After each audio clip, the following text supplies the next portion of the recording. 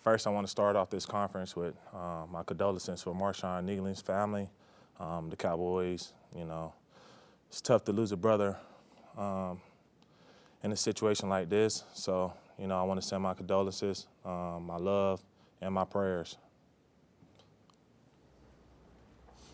What did you learn about Marshon when you played with him last year?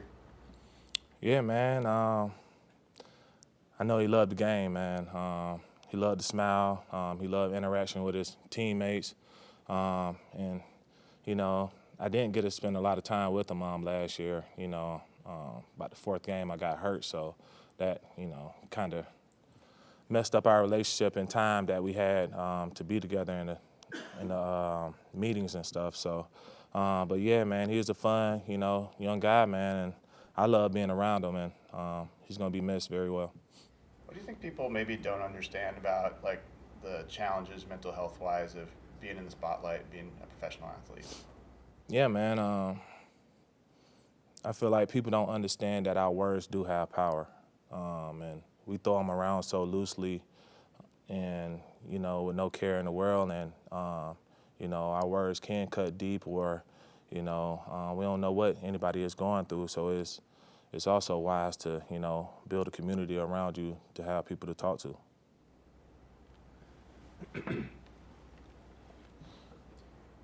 All right, but no more questions about that, you know, situation. Let's get back to football. Going back to Sunday's game, how did you see the complementary football come out, either in the stats or on the sidelines or final score? I think you know, we lived through that moment of seeing it all, you know, come together, you know, especially after that turnover on special teams. You know, when the offense went out there and scored, you know, on the first touch of the ball. I mean, it's a beautiful thing as a defense to see, you know, everything clicking on those levels. When you look at Arizona, this is a different team with Jacoby Brissett than Kyler Murray at the beginning of the year. How much different are they actually on offense? I mean, it's more of the scheme and the quarterback. Other than that, things don't change. It's still the same guys that was out there with Kyler Murray. So I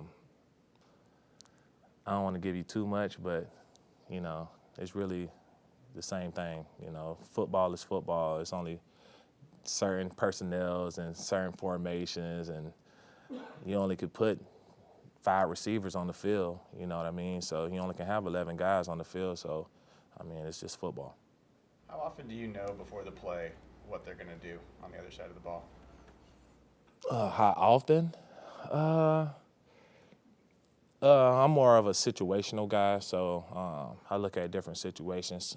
A lot of teams have certain plays, or, you know, they only, you know, run the ball out of certain personnel in certain situations or pass. So I look at, you know, just the situations and, you know, just check me out, you know, at the logo. How about that?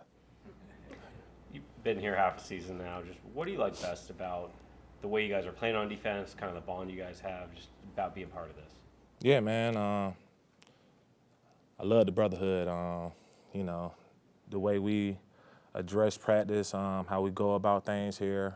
The atmosphere here is starting to get dark outside. You know, I love it when it gets dark. So I feel like everything is all coming together like it should.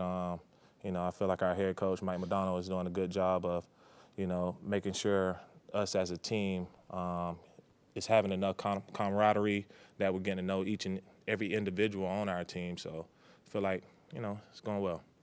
Why do you like it when it gets dark?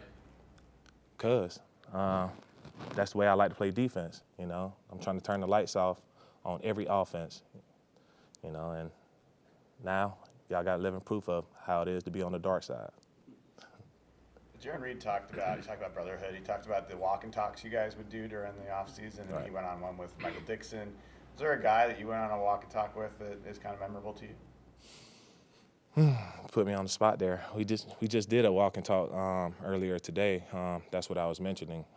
You know, just that camaraderie. But no, I don't think I had no one-on-one walk and talk yet. As the season's evolved, is your role basically, or what you're doing here, essentially what you've done throughout your career, or is it different in any way at all? Oh, it's definitely different.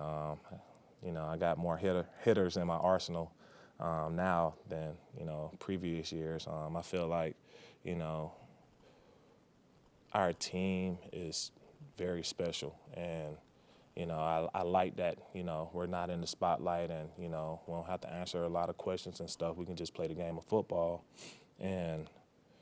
But what we have here, like, you know, and that's why it's so special, because it hits everywhere, you know, on all 11 on offense, defense, and special teams. So it's like, it's really, you're not pinpointing one person. I mean, we do that, JSN, but, you know, still, like, you know, I feel like everybody is playing their role well.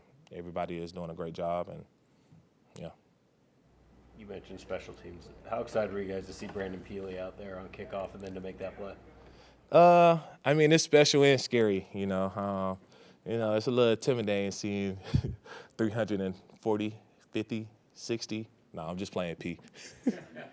But, you know, running down the field on kickoff, you know, I wouldn't want to block him or double team him, and, you know, I'm glad he's on our side. You've been getting to the quarterback a lot the last few games. You know, what's been helping, you know, unlock your pass rush lately? I mean, I got Big Cat, you know. Merck's playing, you know, great ball right now as a second-year player. Yeah, man, like I said, like, everything is clicking, you know. You know, I found the fountain of youth, you know, so out there with my young guys, and, you know, we're having a blast. When football is fun, it's easy. Have fun. Thank you.